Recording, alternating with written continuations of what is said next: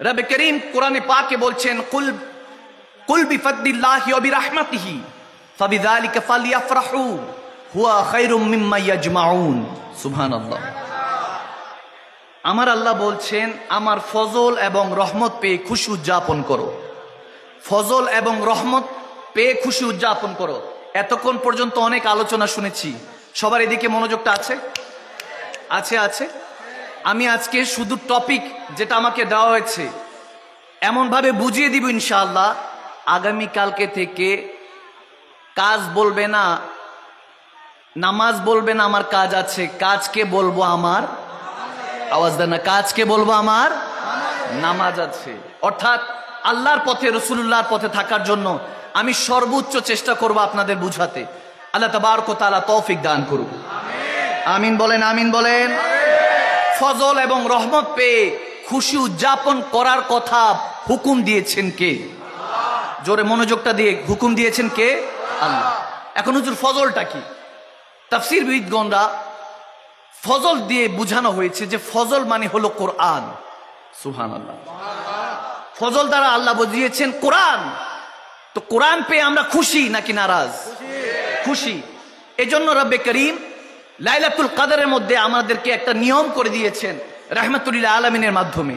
খেয়াল করবেন, লাইলাতুল কদরে আমরা লাইলাতুল কদরি খায়রুম মিন আলফি শাহর, হাজার মাসের চেয়ে উত্তম একটি রাত দিয়েছেন আমাদেরকে, যেটা কোরআন নাজিল হয়েছে বিদায় দামি হয়ে গিয়েছে। ভাইয়েরা আমার, বাবারা আমার, মা বোনেরা, প্রত্যেককে দিলের কান দিয়ে শুনতে হবে। কেন আজকে আমরা আলাদা আলাদা? যুবকরা এগুলো এখন পছন্দ করে না। আমাদেরকে যারা প্রশ্ন করে বেশিরভাগ তারা বলতে থাকে যে হুজুর একজন আলেম স্টেজে উঠে আরেকজন আলেমের সমালোচনা করে, এটা বলে সেটা করে, ক্রিটিসাইজ করে। এটা কেন হচ্ছে? আমরা কেন আলাদা? সাধারণ মুসলমান এগুলো বুঝতে চায় না, বুঝতে পারে না, বলে আল্লাহ আল্লাহ রাসূলের প্রেমের কথা শুনতে চাই। কেন আজকে আলাদা আলাদা হয়ে আছি? যেখানে রব্বে করিম বলেছে ওয়াতাসিমু বিহাবলিল্লাহি জামিআ ওয়ালা তাফারাকু, বিশৃঙ্খলা করা যাবে না মুসলমান, আমাদেরকে সবসময় রসুনের কুয়ার মতো এক থাকতে হবে। আজকে কেন আলাদা আলাদা? এখনো দেখেন হিন্দুস্তানের মধ্যে মুসলমানদের উপর জুলুম হচ্ছে, এখনো দেখেন মায়ানমারের মধ্যে জুলুম হচ্ছে, চীনের মধ্যে জুলুম হচ্ছে, বিশেষ করে তুরস্কের মধ্যে ওখানের মধ্যে জুলুম হচ্ছে। যেখানে আমরা দেখি যদি সেই গাজার মধ্যে জুলুম হচ্ছে, মুসলমানরা বর্বরতার শিকার হচ্ছে। কেন? কারণ আলাদা আলাদা হয়ে আছে। যদি মুসলমান রসুল নামের রশি ধরে যেতে হবে খোদার দ্বারে, ওই রশিটা যদি ধরতে পারি, মদিনাওয়ালা কামলিওয়ালা নবীর পতাকা তলে যদি মুসলমান রসুলের কুয়ার মতো চলে আসতে পারি, আমরাই তো সেই মুসলমান যারা তিন দিন একটা খেজুর খেয়ে 3 দিন যুদ্ধ করেছি, বাসর রাত্রিতে নবদুলহানকে রেখে শাহাদাতের জাম পান করেছি। সেই মুসলমানরা যদি আজকে একত্রিত হয়ে যায়, বাতের ফেরকারা ইহুদি নাসারারা আমাদেরকে কোনো ক্ষয়ক্ষতি করতে পারবে না। আজকে তুমি হিন্দুস্তান থেকে বাংলাদেশের মধ্যে বন্যার পানি দিয়ে যে কষ্ট দিয়েছো, খোলা ময়দান থেকে আমি মাদানী সাহেব বলতে চাই, আমরা মুসলমানরা বলতে চাই, আমরা কোনো বিরাল জাতি না। ইতিহাস খুলে দেখো, তোমাদের ইতিহাস পাল্টে যাবে। এখন আমরা নামি নাই। আমরা 1952 সালে ভাষার জন্য যুদ্ধ করেছি, 1971 সালে দেশের জন্য যুদ্ধ করেছি। বাঙালিরা অস্ত্র জমা দিয়েছে, ট্রেনিং নয়। বাপদাদারা যদি অস্ত্র দিয়ে এই দেশকে অস্ত্র ছাড়াও স্বাধীন করতে পারে, দরকার পড়ে আল্লাহর নামে, রাসূলুল্লাহর নামে হাতকে তলোয়ার, জেসেনকে ঢাল বানিয়ে আবার নেমে যাবো ইনশাআল্লাহ। কিন্তু কোন রকমের এই জামানার মধ্যে কোনোভাবে আল্লাহ আল্লাহ রাসূলের দুশমনদেরকে টিকতে দিতে পারবো না ইনশাআল্লাহ। আমাদেরকে মগের মূল্য মনে করে আমার নবী সিংহরা নাই। চেয়ে দেখো, আমার নবী সিংহরা এখনো মাঠে ময়দানে আছে। একটা বার যদি ওই যুবকের কানে কানে গিয়ে বলি, এই যুবক, আমার নবীর জন্য মরতে রাজি আছো? আওয়াজ দেন, আওয়াজ দেন, হাত উঠতেছে না। আল্লাহকে দেখে বলুন রাজি আছেন কিনা বলুন। কাল হাসরের ময়দানে অন্তত বলতে পারবো ইয়া রাসূলুল্লাহ। মুসলমান মানে হলো শাহাদাত, রক্ত দিয়ে গোসল করে। ইমামে হোসেন যেভাবে দেখিয়ে দিয়েছেন, আল্লাহ আল্লাহ রাসূলের ইজ্জত ও হুরমতের জন্য যদি রক্ত দিতে হয় রক্ত দাও, পরিবারকে কোরবান করতে হয় কোরবান করো, যদি ধন সম্পত্তিতে আগুন লাগিয়ে দিতে হয় লাগিয়ে দাও, তারপর আল্লাহ আল্লাহ রাসূলের হুরমত আজমতের উপর কোনো আঙ্গুল উঠতে দিবা না। যে আঙ্গুল আমার রসুলের পাকের দিকে, আল্লাহর পাকের দিকে, ওলি আল্লাহদের মাজারের দিকে উঠবে, ওই আঙ্গুল আমরা ভেঙে দিতে রাজি আছি। ওই চোখ আমরা গড়িয়ে দিতে রাজি আছি।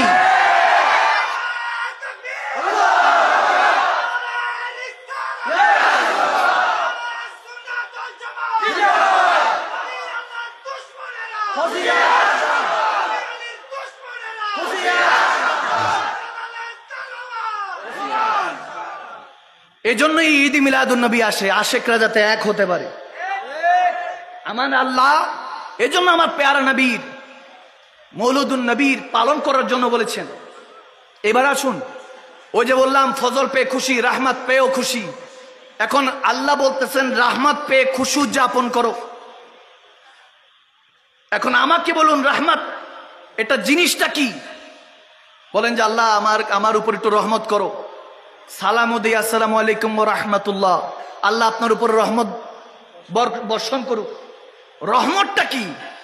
আমার রব্বে করিম বলতেছেন ওয়া মা আরসালনাকা ইল্লা রাহমাতাল লিল আলামিন। ক্লিয়ার, রহমত হলেন আমার নবী। আমাকে বলুন আল্লাহর রহমত কোন কোন জায়গায় নাই বলেন। আজকে কর্ণফুলী চাটগ্রামবাসীরা বলেন এই জায়গায় কি আল্লাহর রহমত আছে কি নাই? তার মানে রহমত যেই জায়গায় আছে আমার নবী সেই জায়গায় আছে, ঠিক কিনা? ঠিক কিনা? বলে সুন্নি মুসলমানরা দাঁড়িয়ে কেন সালাতু সালাম দেয়? আমরা বলি আমরা নবীকে দেখে সালাতু সালাম দিচ্ছি না, দাঁড়িয়ে দেখে দেখে সালাতু সালাম দিচ্ছি না। আমার নবী আসবে কি আমরা বিশ্বাস করি। রব্বে করিম বলছে আন-নবিয়্যু আওলা বিল মুমিনিনা মিন আনফুসিহিম। আমার নবী যদি তুমি মুমিন হয়ে থাকো জানের চাইতে নিকটে। নবী আসবে কি? মুমিন হলে তো জানের চাইতে নিকটে, বারবার তো সালাতু সালাম দিতেই হবে। এখন সারা দিনে পারি না, এজন্য রব্বে করিম 5 ওয়াক্ত নামাজের মধ্যে ওই সালাতু সালাম দিয়ে রেখেছেন। আত্তাহিয়াতু লিল্লাহি ওয়াস সালাওয়াত ওয়াত তাইয়্যিবাত আসসালামু আলাইকা আইয়ুহান নবী। সুবহানাল্লাহ বলবেন না?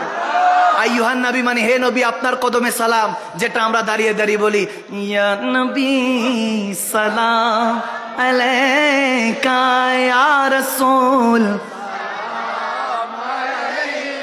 ইয়া হাবিব সালাম আলাইকা সালাওয়াতুল্লাহ। বলি কি বলি না? কোরআনের কথা বলছি ভাই, খোদার কসম করে বলছি, ইহুদি নাসারাদের গভীর ষড়যন্ত্র আমার নবীর প্রেমটা অন্তর থেকে মুছে ফেলা। এই জামানায় যুবক যুবতী আল্লাহ রসুলকে দেখে নাই, ওলি আল্লাহরা অনেকেই চলে গিয়েছেন, দেখি নাই 2 চোখ দিয়ে। এজন্য জামানার যুবকরা, অনেক যুবক যুবতীরা পথভ্রষ্ট হয়ে যাচ্ছে শহরে। সুমা মাআযাল্লাহ জেনা করছে, লিভ টুগেদার গ্রুপের মধ্যে আছে। এগুলোকে মনে করছে ফ্যাশন, এগুলোকে মনে করছে আপডেট, এগুলোকে মনে করছে বান্দা। এগুলোই হয়তোবা জামানার সাথে তাল মিলিয়ে চলা। কিন্তু এই জেনার নামে এই আপডেট এবং স্মার্ট যে ধরিয়ে দিয়েছে ইহুদি নাসারারা, একমাত্র আমার নবীর প্রেম যাতে অন্তর থেকে চলে যায়, আর কিছু না। কারণ নবীর অন্তরের মধ্যে যদি নবী থাকে, নবীর সাথে কে থাকে? আওয়াজ দেয় না, কে থাকে? দেখতেছে আল্লাহর বান্দাদেরকে বোমা মারলেও কাজ হয় না, গভীর খেয়াল করে দেখতেছে কি ব্যাপার, এদেরকে কিভাবে কি করা যায়। তখন গোয়েন্দা ভাবে তাদেরকে পরীক্ষিত করে দেখতেছে তাদের অন্তরের মধ্যে মদিনাওয়ালার প্রেমটা আছে। বলে নামাজ রোজা এগুলো ভাঙা লাভ নাই, আগে প্রেম নষ্ট করো। যেখানে প্রেম নাই সেখানে দামও। গভীর ষড়যন্ত্র, গভীর ষড়যন্ত্র। এগুলো সব ইহুদি নাসারাদের, হাজার হাজার বছর ধরে আপনি আমি এই যে জিনিসটা নিয়ে পড়ে থাকি, তাদের বানানো।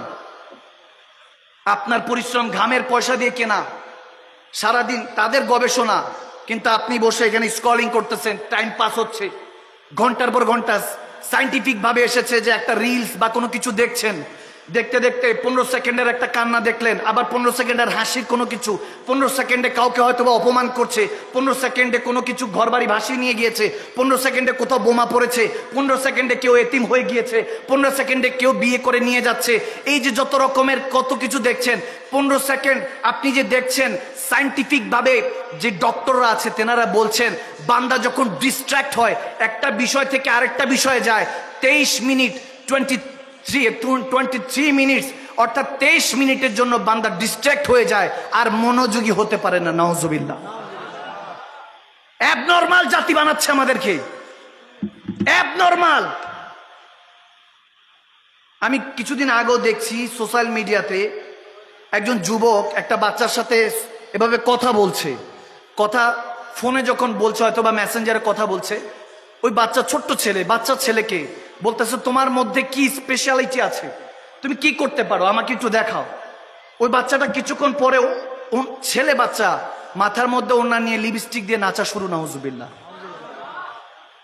বিকৃত জাতি আমরা পয়দা করছি, কারণ সে জানে না, সে বুঝতেছে না। এখন ও তার বুঝতে, ছোট্ট বাচ্চা ছেলে, সে কি আর বুঝে যে সে নিজেকে নিজে মেয়ে বানাচ্ছে, কিন্তু আল্লাহ তো তাকে ছেলে হিসাবে পয়দা করেছে। এগুলো বুঝতেছে না। এজন্য বাচ্চাদের সাথে, নিজের সন্তানদের সাথে কনসার্ন করুন, তাদেরকে বুঝান তোমাদের গোপন অঙ্গ, তোমাদের সামনের স্থান, পিছনের স্থান, লজ্জার স্থান, এগুলো কেউ যদি টাচ করে সাথে সাথে মা বাবার সাথে, নিজের বড় ভাই বোন থাকলে এসে বলার জন্য, তাহলে দেখবেন বাচ্চারা বলৎকারের শিকার থেকে বেঁচে যাবে। এগুলো সামাজিক কথাবার্তা বলার দরকার আছে। এগুলোর জন্য আমার রহমাতুল্লাহ আলামিন এই ধরার মধ্যে এসেছেন। আল্লাহু আকবার। কেমন জাতি ছিল আমরা এখনো চিন্তা করতে পারি না। প্রশ্ন করছেন মিলাদুন নবী কেন পালন করব? ঈদ লাগাইলে আপনাদের এত জ্বলতেছে, দুই ঈদ ছাড়া কোনো ঈদ মানতে চান না। আল্লাহ যে আরাফাতের ময়দানে অবস্থান করাকে ঈদ বলেছে সেটা ভুলে গেলেন। জুমার দিন, গরিবের হজের দিন ঈদ বলেছেন, সেটাও ভুলে গেলেন। কত ঈদ দেখাবো? হিসাব করলে 7-8টা ঈদ মুসলমানের জন্য এমনিই আছে। আর সকল ঈদের সেরা ঈদ ঈদে মিলাদুন নবী। এই সমস্ত কিছু তো পেয়েছি আমার নবীর জন্য। তো নবী আসছে, সবাই কুল কায়নাত খুশি, একজন ব্যতীত। আমরা তো তার দলে না, আমরা তো মদিনাওয়ালার দলে, আমরা তো সিদ্দিক আকবরের দলে। প্রশ্ন করছেন মক্কায় যখন নবীজি আসছে কই কোনো কিছু তো জশ্নে জুলুস, কোনো মিছিল কিছুই তো হয় নাই। হ্যাঁ, মদিনায় না যখন নবী গেছেন হিজরত হয়ে তখনই না পালন হয়েছে। প্রশ্ন করছেন মক্কায় তো আর পালন হয় নাই, মদিনায় পালন হচ্ছে, যান মেনে নিলাম। মক্কায় পালন হয় নাই, মদিনায় পালন হয়েছে। হ্যাঁ, আমাকে বলুন, যখন দয়াল নবী রহমতুল্লাহ আলামিন নবী যখন দুনিয়াতে এসেছেন মক্কা নগরীতে, মা আমেনার কোলে যখন এসেছেন তখন কি মুসলমান কেউ ছিল? বলবেন না না, মুসলমান তখন তো কেউ কলমা পড়ে নাই। তাহলে বুঝেন তখন তো কাফের ছিল।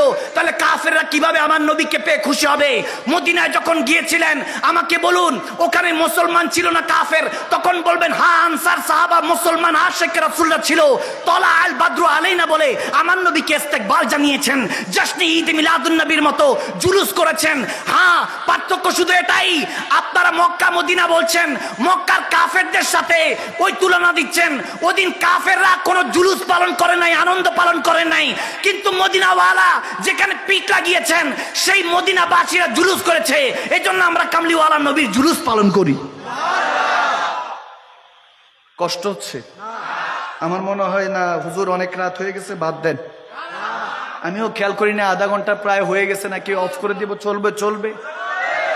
আচ্ছা, এবার আসুন আমি একটু দালায়েল ভাবে কিছু পেশ করে দিই, কারণ এভাবে না বললে তো আর বুঝবেন না। এখন বলতেছে আমার নবী মিলাদ শরীফ, মিলাদুন নবী। অনেকে প্রশ্ন করে মিলাদুন নবী পালন করাটা কি সুন্নাত, মুস্তাহাব, বেদাত? এটা জানার দরকার আছে না? সবসময় জানি, আমরা একটু রেফারেন্স নিয়ে শোনার চেষ্টা করব। আমার দয়াল নবী রহমতুল্লাহ আলামিন নবী নিজে এটা বলেছেন। আমার নবী 30,000 সাহাবাদেরকে নিয়ে ঈদে মিলাদুন নবী নিজের মৌলুদ পালন করেছেন। আরো জোরে, আরো জোরে। বাইকি শরীফের সুনানে কোবরা জিলদ নাম্বার 9 বাব 43-এ হযরতে আনাস রাদিয়াল্লাহু তাআলা থেকে মারবি বর্ণিত, আন কাতাদা আন আনাস রাদিয়াল্লাহু তাআলা আন্না নবিয়্যা সাল্লাল্লাহু তাআলা সাল্লাম আকা আন নাফসিহি বাদা নবুওয়া। সুবহানাল্লাহ। হাদিসে এসেছে আমার নবী নবুয়াতের 40 বছর পর যখন নবুয়াত প্রাপ্ত হয়েছেন, সাহাবাদেরকে নিয়ে বকরি জবাই করে মিলাদুন নবী পালন করেছে। এখন নবী করলে এটা কি খারাপ না ভালো? লাম ইয়ালিদ ওয়া লাম ইউলাদ। আপনি ছোট্ট বিষয় বুঝলেই একটা জিনিস হয়ে যায়, আমার আল্লাহ কারো থেকে জন্ম নেয় নাই, কাউকে জন্ম দেয়। জন্ম যার তিনি তো নবী। আওয়াজ দেন। জন্ম তো আমার নবী নিয়েছেন, আল্লাহ তো আর জন্ম নিতে পারে না। সুম্মা মাযাল, এটা কখনো সম্ভব না। নবীজির জন্ম অর্থাৎ শুভ আগমন মৌলুদুন নবী পালন করে আমরা এটাই সাবেত করছি, নবী নবী, আল্লাহ আল্লাহ। ঠিক কিনা? আমরা না শিরক বেদাত থেকে বেঁচে গেলাম, আপনারা তো আটকে গেলেন। ঠিক কিনা? আপনারা জশ্নে জুলুস না পালন করে আটকে গেছেন, আমরা পার হয়ে গেছি। আচ্ছা শুনেন, এখন ওনারা ধরে যে আক্কা, এখন এখানে যে আসছে আক্কা আন নাফসিহি বাদান নবুওয়া, এখন এখানে যে আসছে আকিকা পালন করেছেন। জালালউদ্দিন সুয়ুতি আলাইহি রাহমাত তিনি বলছেন হযরত আব্দুল মুত্তালিব আমার নবীর দাদা, নবীজি দুনিয়াতে আসার 7 দিনের মধ্যে আকিকা পালন করেছেন। এখন আকিকা দিতে হয়, আমরা জানি বাচ্চারা যখন দুনিয়াতে আসে 7 দিন, 14 দিন, 21 দিন এর মধ্যে আকিকা পালন করতে হয়। আওয়াজ দিচ্ছে না? আওয়াজ দিচ্ছে না? আমার কথাটা বোঝার চেষ্টা করুন, আমি সংক্ষেপে ছেড়ে দিব, বেশি কষ্ট দিব না। এখন 7 দিন এর মধ্যে হাদিসের মধ্যে এসেছে, এবং কতগুলি রেফারেন্স দিব, আমি সবগুলি লিখে নিয়ে এসেছি। ইমাম তাবরানি, বায়াকি, ইমাম রুয়ানি, ইমাম হেশমি এবং বিশেষ করে ইমাম তাবরানির কিতাবের মধ্যে এগুলো উল্লেখযোগ্য যে কোন কোন জায়গার মধ্যে এগুলো হাদিসগুলি এসেছে যে আমার নবীর আকিকা তেনার দাদা আব্দুল মুত্তালিব দিয়ে দিয়েছেন। তাহলে নবুয়াতের 40 বছর পরে কেন আমার নবী আবার আকিকা দিলেন? এটা আকিকা না। এখন আকিকা জন্মের মধ্যে হয়, মৃত্যুর মধ্যে না। আকিকা কিসে হয়? আওয়াজ দেন না। আকিকা কিসে হয়? জন্মের মধ্যে হয়, মৃত্যুর মধ্যে হয় না। এখন নবীজির তো আকিকা একবার হয়েছে, দ্বিতীয়বার কেন হবে? প্রশ্ন তুলতে পারেন, তখন তো শরীয়ত জারি ছিল না। না, ইব্রাহিমের মিল্লাতে ইব্রাহিমের শরীয়ত তখনও জায়েজ ছিল। ওই আব্দুল মুত্তালিব তিনি মিল্লাতে ইব্রাহিমের ওসিলাতে ওদিক দিয়েই তিনি আকিকা আমার নবীর দিয়েছেন। আর 40 বছর পর যখন নবুয়াত পেয়েছেন, আমার নবী 30,000 সাহাবাদেরকে নিয়ে বকরি জবাই দিয়ে আকিকা দিয়ে এটা আমাদেরকে শিক্ষা দিয়ে দিয়েছেন যে এই উম্মত, যখন আমার মৌলুদুন নবীর মাস আসবে আমার নামে জুলুস করো, কারণ আল্লাহ বলেছেন কুল বিফাদলিল্লাহি ওয়া বিরাহমাতিহি ফাবিযালিকা ফালইফরাহু হুয়া খায়রুম মিম্মা ইয়াজমাউন।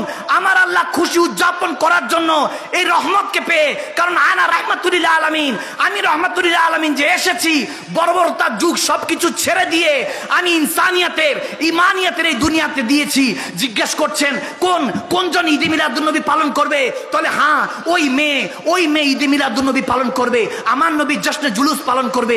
যেই মেয়ে দুনিয়াতে আসার সাথে সাথে অমঙ্গল মনে করে বাবা সেই মেয়েকে পুঁতে দিত মাটির নিচে জীবন্ত। হ্যাঁ, জিজ্ঞেস করছেন কোন জনে মিলাদুন নবী, কোন মা মিলাদুন নবী পালন করবে? ওই মা মিলাদুন নবী পালন করবে যেই মার গলার মধ্যে রশি পেঁচিয়ে ছেলে বাজারে বিক্রি করে দিয়ে আসতো। জিজ্ঞেস করছেন কোন বাবা মিলাদুন নবী পালন করবে? তাহলে ওই বাবা মিলাদুন নবী পালন করবে যেই বাবার গায়ের মধ্যে হাত তুলতো ছেলে, সেই বাবা আমার নবীর মিলাদুন নবী পালন করতে হবে। জিজ্ঞেস করছেন কেন গরিব মিলাদুন নবী পালন করবে? হ্যাঁ, গরিবদেরকে তুচ্ছ তাচ্ছিল ভেড়া বকরির মতো বাজারে বিক্রি করতো।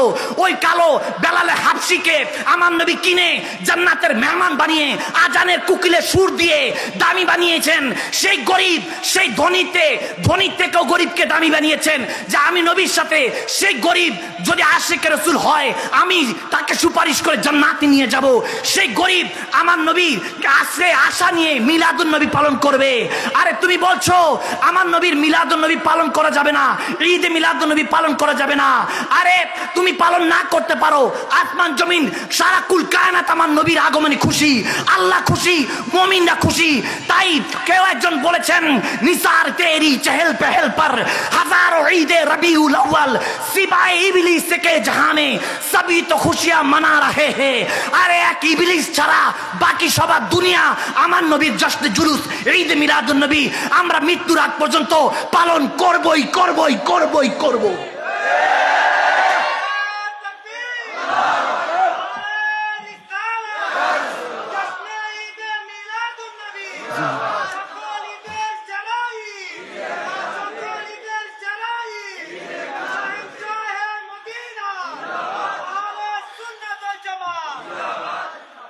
কষ্ট হচ্ছে?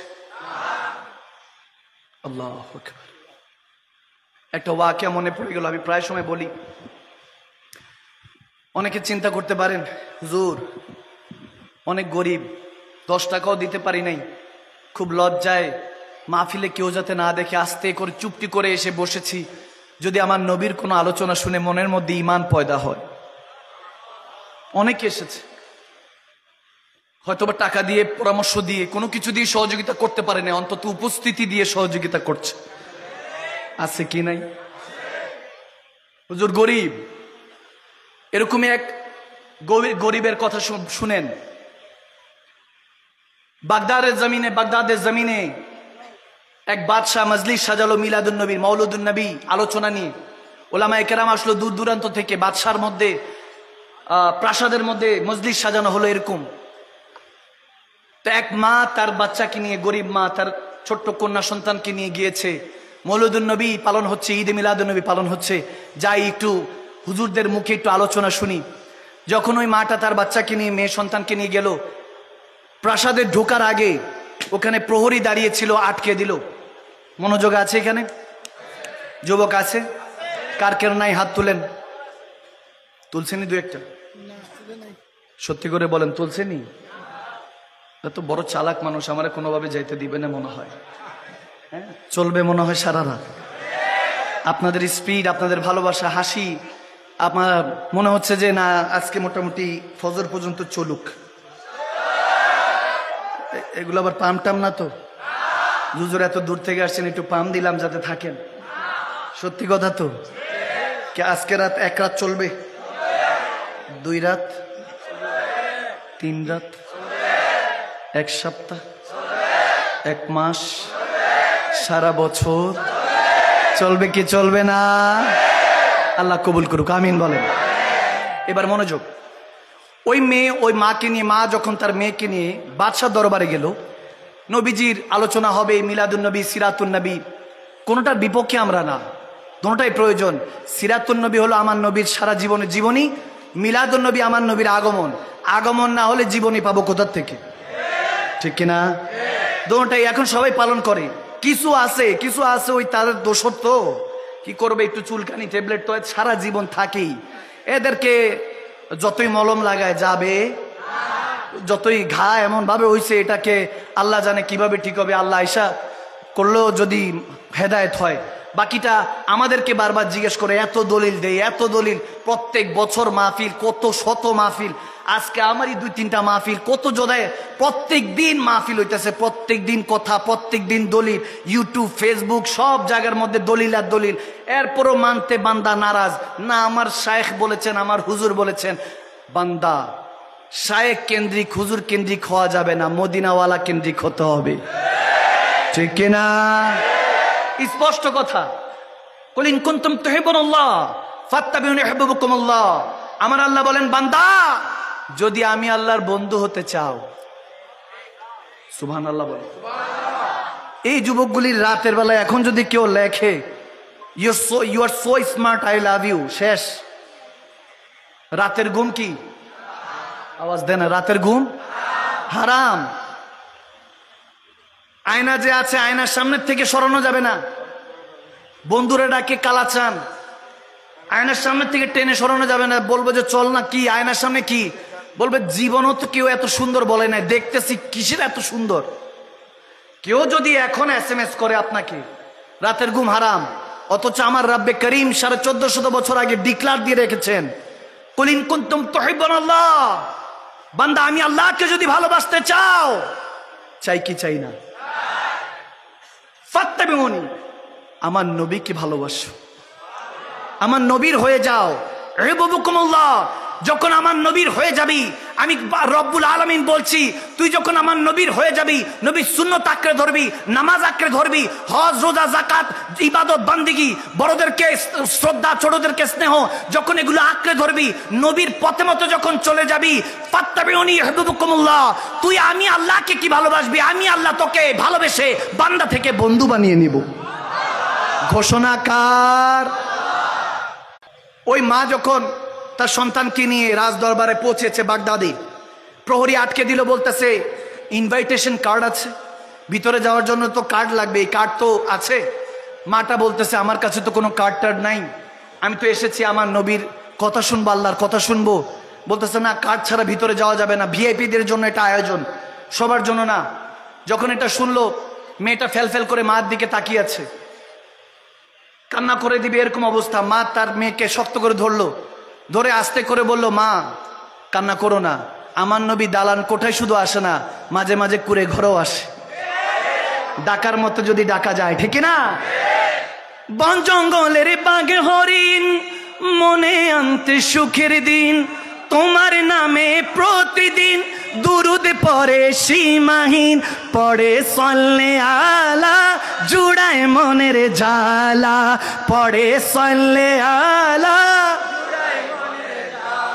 আরে ডাকার মতো যে ডেকেছে ইয়া রাসূলুল্লাহ, ডাকার মতো যে ডেকেছে পাওয়ার মতো সে পেয়েছে, চেনার মতো যে চিনেছে পাওয়ার মতো সে পেয়েছে, এমন পাওয়া পেয়েছে সে যে পাওয়ার তুলনা নাই। ইয়া রাসূলুল্লাহ ইয়া হাবিবাল্লাহ ইয়া রাসূলুল্লাহ, রাসূলুল্লাহ আমি তোমায় না চিনিলে তোমার কি আসে যায়, মোরা তোমায় না ডাকিলে তোমার কি আসে যায়, দোনো জাহান তোমারি নূরি কদমে লুটায়, দোনো জাহান তোমারি নূরি কদমে লুটায়।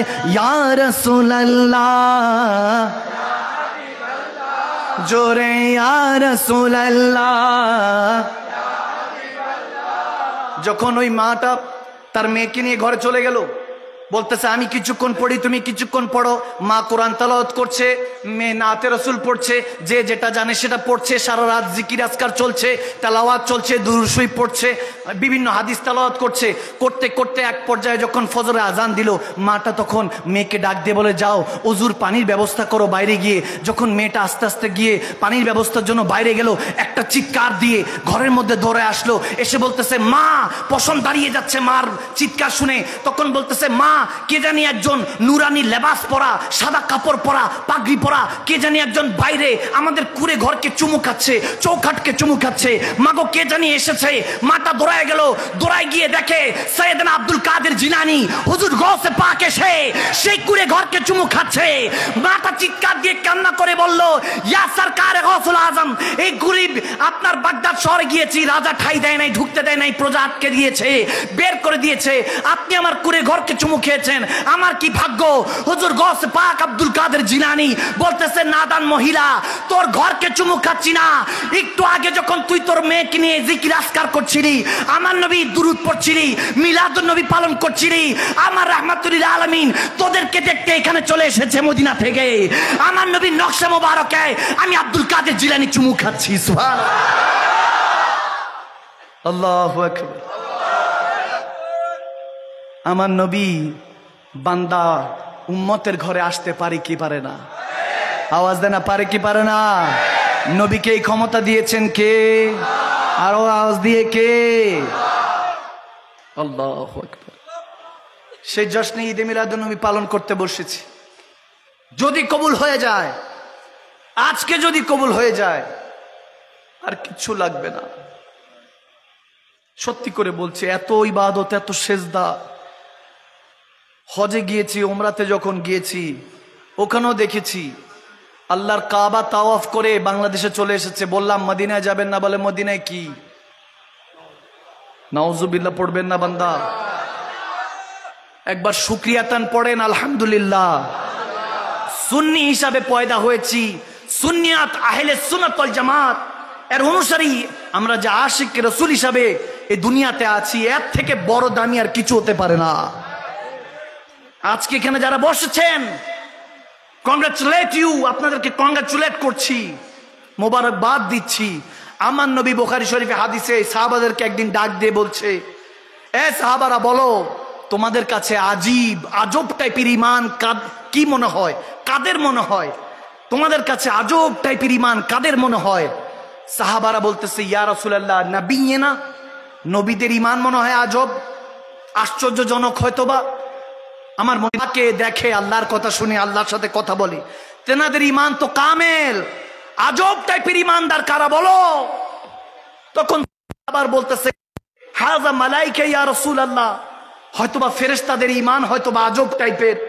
আমার নবী ডাক দিয়ে বলতেছে, ফেরেশতারা তো আল্লাহর হুকুম এমন ভাবে পালন করে যেন ঈদ হচ্ছে প্রতি মুহূর্ত। তারা তো আল্লাহর কুরবাতে থাকে, তাদের নয়। হে সাহাবারা বলো আজব টাইপের ইমানদার কাদের মনে হয়? তখন সাহাবারা বলতেছে ফানাহনু ইয়া রাসূলুল্লাহ, ইয়া রাসূলুল্লাহ, মনে হয় আমরা যারা সাহাবারা আছি তাদের ইমান মনে হয় আজব। আমার নবী বলে না, তোমরা তো সুবে শাম আমি নবী মুস্তাফার চেহারায় বদদোহা দেখো, আমাকে দেখে গর্দান দিয়ে দাও, কোরবানি করে দাও সবকিছু। তোমাদের ইমান যদি কামেল না হয় তো কাদের ইমান কামেল হবে? না না, তোমাদের না। আমাকে বলো, আমাকে বলো কাদের ইমান সবচেয়ে আজব মনে হয়?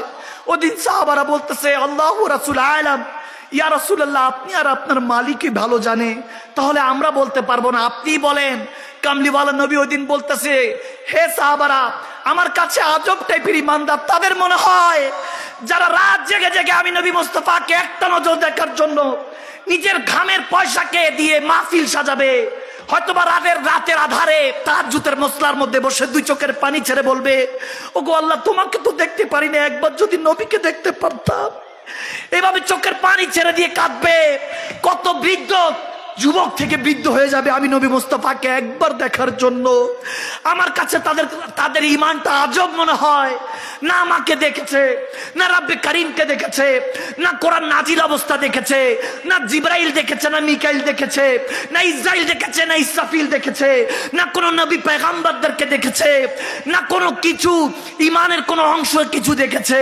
শুধু শুনেছে যে 1450 বছর আগে মক্কার অলিগলিতে, মদিনার অলিগলিতে একজন দাওয়াত দিয়ে গিয়েছে, ইমানের আল্লাহর বন্ধুত্বের দাওয়াত দিয়ে গিয়েছে, জান্নাতের দাওয়াত দিয়ে গিয়েছে। সেই নবীকে একটাবার যদি দেখতে পারতাম, এভাবে যে উম্মতটা চোখের পানি ছেড়ে কাঁদবে, আমার মনে হয় তাদের ইমান সবচেয়ে আজব, তাদের ইমান সবচেয়ে আশ্চর্যজনক। হে সাহাবারা, তোমরা তো ইন্নাল্লাযীনা ইউবাইউনাকা ইন্নামা ইউবাইউনাল্লাহ, আমার হাতে বায়াত হয়ে মুসলমান হয়েছো, তোমাদেরকে একবার মোবারকবাদ। কিন্তু আমার যেই ভাইরা, আমার যেই উম্মতরা আশেকরা আমাকে না দেখে কলমা পড়েছে, তাদেরকে 7 বার মোবারকবাদ। তাদেরকে তারা যদি আমি নবী মুস্তাফাকে যারাতম ভালোবাসে, তাদেরকে না নিয়ে আমি জান্নাতে কদম রাখবো না। সুবহানাল্লাহ। একবার ডান হাত তুলে বলুন ইয়া রাসূলুল্লাহ, একবার মোহাব্বতের আওয়াজে বলুন ইয়া হাবিবাল্লাহ।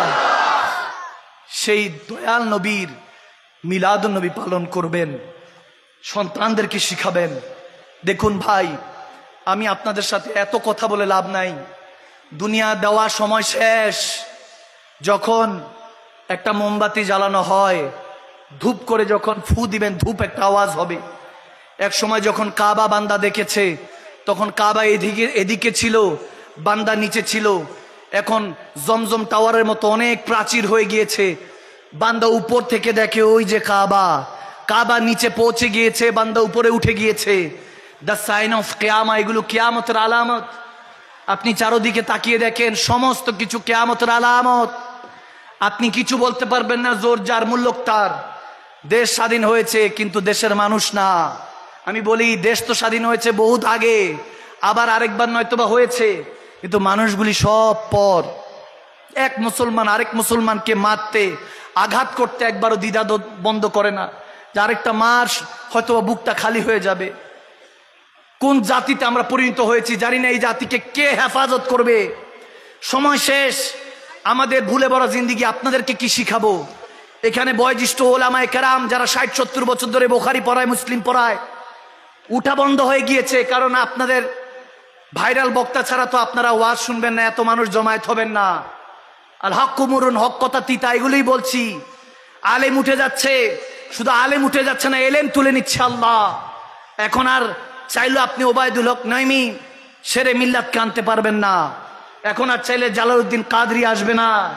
এখন আর চাইলে আল্লামা হাশিমি আসবে না, আল্লামা আবেদ সালমাদানি আসবে না। এখন আর ওই আল্লাহর বলিরা, জগৎ বিখ্যাত আলেমে দ্বীন এখন আর আসবে না। কাকে দেখি ইমানকে তাজা করবেন? সময় প্রায় শেষের দিকে আছে। দেখেন দুনিয়াতে যত রাজা বাদশা এসেছে, সব জায়গায় ফসলের ব্যবস্থা আছে, প্রজাদের থাকা খাওয়ার ব্যবস্থা ছিল। ওই জায়গায় রাজপ্রাসাদ রাজারা বানিয়েছে। কিন্তু রব্বুল আলামিনকে জিজ্ঞেস করতে চায়, আল্লাহ তুমি তো সবকিছু, সমস্ত রাজাদের সম্রাট, তোমার ঘরটা মরুভূমির মধ্যে কেন বানিয়েছো? কত রাজা বাদশারা মক্কা দিয়ে হেঁটে গিয়েছে, বলে এই মরুভূমির মধ্যে একটা ঘর। মূর্খরা এটারে বলে কি কাবা নাকি কি, পাত্তাও দিত না, মরুভূমি দেখে চলে যেত। তুমি ওই জায়গায় তোমার ঘরটা কেন বানিয়েছো? রব্বে করিম ডাক দিয়ে বলেছে, আমি সমস্ত ऐश ও আরাম দুনিয়া সব সাইডে রেখেছিলাম, ওগুলোকে ভুলে এই মরুভূমির মাঝখানে আমার ঘরকে দেখতে আসবে বান্দা। আজকে তাকিয়ে দেখেন, মক্কা মদিনার মধ্যে কোনো কিছুর অভাব নেই, অর্থাৎ দুনিয়া এখন ওই জায়গায় পৌঁছে গিয়েছে যে দুনিয়াকে দূরে ঠেলে রেখেছিল আল্লাহ। অর্থাৎ এইটাই আমাদেরকে আগাম দিচ্ছে, আগাজ দিচ্ছে, টাইমস আপ, সময় শেষ, এখনই সময় একতাবদ্ধ হওয়া। ওয়াতাসিমু বিহাবলিল্লাহি জামিআ ওয়ালা তাফারাকু, আর বিশৃঙ্খলা করা যাবে না, রাসূল নামে রশি ধরে যেতে হবে খোদার ধারে। এই চেহারাটা এখনো খোলা আছে, একদিন এই কাফনের কাপড় দিয়ে আপনাকে ঢাকতেই হবে।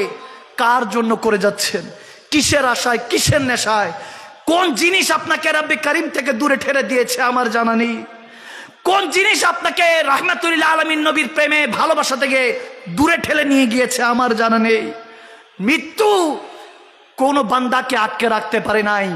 সাদ্দাদ 200 বছর লাগিয়ে বেহেশত তৈরি করেছে, দেখার সুযোগ পায় নাই। ফেরাউন নিজেকে খোদা দাবি করেছে, থাকার সুযোগ হয় নাই। ইয়াজিদ বদবক্তা আওলাদে রাসূলের উপরে তলোয়ার চালিয়েছে খেলাফতের জন্য, শাসনতন্ত্রের জন্য, থাকতে পারে নাই। 15 বছর দেখেছি এক সরকার, তিনি শত্রু তিনি বন্ধু, এমন অবস্থা ছিল, টিকতে পারে নাই, বাংলাদেশ থেকে বিদায় নিতে হয়েছে। এমন অবস্থা দেখেছি, ত্রাণ দিতে গিয়ে আমাদের cyber team, Al Madani cyber team আমার কাছে জানিয়েছে, পরশুরাম ফেনীর মধ্যে যারা ত্রাণ নিচ্ছে বলতেছে, কেউ সেলফি তুলতে গেলে বলে আমরা অনেক বড় লোক, টাকার অভাব নাই। গত বছর সিলেটের বন্যার্থীদেরকে সহযোগিতা করেছি, কয়েক লক্ষ টাকা দিয়েছি। আজকে সব আছে কিন্তু খাওয়ার মতো অবস্থা নাই। এজন্য আপনারা হয়তোবা আমাদেরকে ত্রাণ দিতে গিয়ে সেলফি তুলছেন, এরকম অসংখ্য দেখেছি। আপনারা এগুলো বাস্তব কথা বলছি। আমি ঘুম ভাঙাতে এসেছি চট্টগ্রামবাসীদের, ঘুম থেকে উঠো। এই জামানা আপনাকে কখনো মনে রাখবে না। আপনি চলে যাওয়ার সাথে সাথে আপনার কাপড়গুলিও আলাদা হয়ে যাবে, বন্টন হয়ে যাবে, কিছু নিয়ে যেতে পারবেন না 3টা কাপড় ছাড়া। ওই 3টা কাপড় অন্য কেউ ব্যবস্থা করে দিবে। ছোটবেলায় যখন দুনিয়াতে এসেছেন কেউ আপনাকে ঘৃণা করে নাই, এখন কতজন ভালোবাসে, কতজন দূর থেকে থুতু নিক্ষেপ করে আপনাকে দেখলে। কেউ বাবা ডাকে, কেউ ভাই ডাকে, কেউ বন্ধু, কেউ আবার শত্রু দূর থেকে বদনাম করে, আপনাকে ক্রিটিসাইজ করে। এই দুনিয়া স্বার্থপরদের দুনিয়া। এই দুনিয়াকে আসফালা সাফিলিন বলা হয়েছে, নিকৃষ্ট দুনিয়া। কিন্তু আহসানি তাকওয়িম, সর্বোচ্চ উৎকৃষ্ট করে, শ্রেষ্ঠ করে রব্বে করিম আমাদেরকে বানিয়েছে। দেখুন, কানে আজান দেওয়া হয়েছিল যখন পয়দা হয়েছেন, ওই আজানের আপনি নামাজ পড়েন নাই। আবার একটা নামাজ আপনার আবার আসবে, যে নামাজে আপনি তো থাকবেন কিন্তু আপনি পড়া তো হবে না। আপনার সেই কবর পর্যন্ত নামিয়ে দেওয়ার পর্যন্ত ওই আজান আর ওই জানাজা আপনাকে শিখিয়ে দেয়। এই দুনিয়া একমাত্র একটা আজান আর একটা জানাজা পর্যন্ত তোমার সীমাবদ্ধ।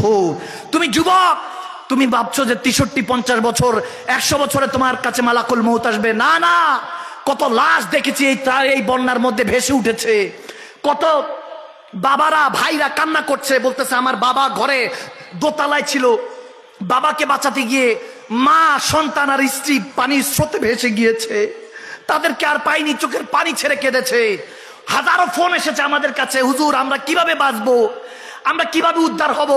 বলতেছে হয়তো এটা আখিরি আপনাকে ফোন, এরপরে বাঁচি কিনা জানি না, হুজুর আপনাকে অনেক মহব্বত করতাম। এই কথাগুলি এখন আজকে দুঃখ নিয়ে বলছি। এজন্য উঠুন, আজকের এই মৌলুদুন নবীর মাহফিল থেকে এই ওয়াজ নসিহত আজকে মাত্র শুনতেছি, এতটুকুতে শেষ না।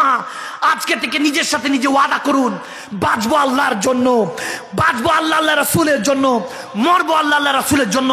দুনিয়াকে গর্ব গঠন এরকম, আমি এসেছিলাম, আমি কেঁদেছিলাম, সবাই হেসেছে, একদিন আমি চলে যাব, আমি হাসতে হাসতে চলে যাব, সবাই কাঁদতে কাঁদতে আমাকে যাতে বিদায় দেয়। এইভাবে নিজের জীবনটাকে গঠন করুন। শাহজালাল ইয়ামানি 600-700 বছর কেটে গিয়েছে, বান্দা ভুলে নাই। ইমামে বুখারী 1000 বছরের কাছাকাছি কেটে গিয়েছে, বান্দা ভুলে নাই। আপনি দেখেন সিদ্দিক আকবর, আবু বকর সিদ্দিক 1450 বছর কেটে গিয়েছে, বান্দা ভুলে নাই। আপনি এভাবে যদি তালাশ করতে থাকেন, কত বান্দারা এসেছে, অনেক বান্দা, কোটি কোটি বান্দা এসেছে, কতজনকে ভুলে গিয়েছে। এভাবে আপনিও না জানা পথে চলে যাবেন। যদি ইতিহাসে থাকতে চান, আল্লাহর দফতরে, রাসূলুল্লাহর দফতরে থাকতে চান, আপনি যদি কামলিওয়ালা নবীর কদমে চলে আসেন, ওলি আল্লাহদের পথে মতে চলে আসেন, আমি সেই খোদার কসম করে বলছি, যার কবজায় আমি মাকদুম সালমাদিনের রূহ আছে, যিনি এই মুহূর্তে আজরাইল আলাইহিস সালামকে পাঠিয়ে আমার রূহকে কবজ করার ক্ষমতা রাখেন, সেই রব্বে কারীমের কসম করে বলছি, লা ইলাহা ইল্লাল্লাহ মুহাম্মাদুর রাসূলুল্লাহ, কলমার কসম করে বলছি, যদি আমার কামলিওয়ালা নবীর কদমে আপনি কবুল হয়ে যান, আপনি মরতে দেরি হবে না। মুনকার নাকির প্রশ্ন করার আগে আমার নবী বলবে, এই উম্মত, এই ফেরেশতা, এই উম্মত আমাকে কি বলবে, আমি তার কি লাগি? আমি বলতেছি আমার আশেক হয়, আমার উম্মত হয়, তাকে বেহেশতের নেয়ামত দে। হাশরের ময়দানে যখন কাঠগড়ায় দাঁড়াবেন, রব্বে কারীম হিসাব নেওয়ার আগে রাহমাতুল আলামিন আপনার পিঠে বাড়ি দিয়ে বলবে, ভয় পাস না উম্মত, তোর মৌতের বিছানায় ছিলাম, তোর কবরে ছিলাম, আজকে হাশরে আছি, ওয়ারজুকনা শাফাআতাহু ইয়াউমাল কিয়ামা, তোকে শাফাআত করে আমার সাথে জান্নাতে নিয়ে যাব। সুবহানাল্লাহ।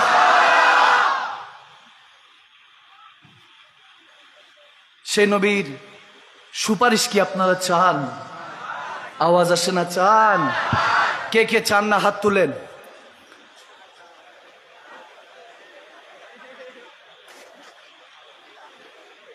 খারাপ লাগছে না তো বাবা? কষ্ট হচ্ছে? হুজুর রাত প্রায় অনেক হয়ে গেছে, অফ করে দিব? চলবে? চলবে। আমার সমস্যা হলো আমি শুরু করলে শেষ করতে পারি না, পরে কিন্তু সারা রাত বসায় রাখবো। দু চারজন বলতেছি ইনশাআল্লাহ, বাকিদের কষ্ট হচ্ছে মনে হয়। তাবারকের ব্যবস্থা আছে তো ইনশাআল্লাহ? মাশাআল্লাহ। এত মানুষের তাবারক হবে নি বাবা? দ্বিতীয়তম হয়েছে, আমি চাই এটা যাতে প্রত্যেক বছর হয়, কারণ মাশাআল্লাহ যে যুবকদেরকে দেখছি, যে বাবাদেরকে, ভাইদেরকে দেখছি, মনের মধ্যে একটা আনন্দ আসতেছে এতটুকু যে আমার নবীর গোলামরা এখনো মাঠে ময়দানে আছে।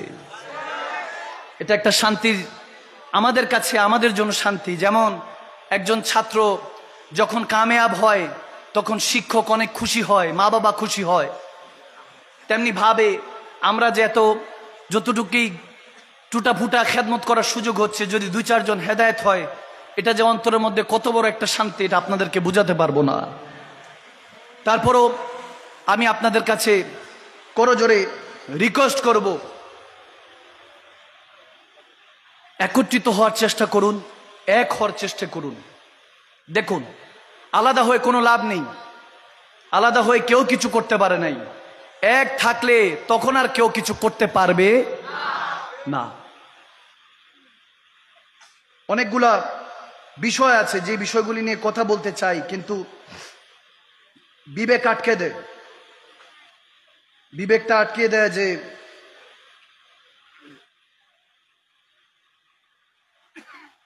আমাদের এই পরিস্থিতির জন্য আমরাই দায়ী। আপনি আরেকজনের দোষ দিবেন, এক আঙ্গুল আরেকজনকে দেখালে, এক আঙ্গুল আরেকজনকে দেখালে 4 আঙ্গুল নিজের দিকে। নিজের দোষ খোঁজার চেষ্টা করুন, নিজের ভুল খোঁজার চেষ্টা করুন। দেখেন, ছোট ছোট আমলগুলি অনেক বড়, আপনার সয় সম্পত্তির মতো, কোটি কোটি টাকার সয় সম্পত্তির মতো। একটা বুখারী শরীফের হাদিস বলি, আপনাদেরকে বেশি কষ্ট দিব না।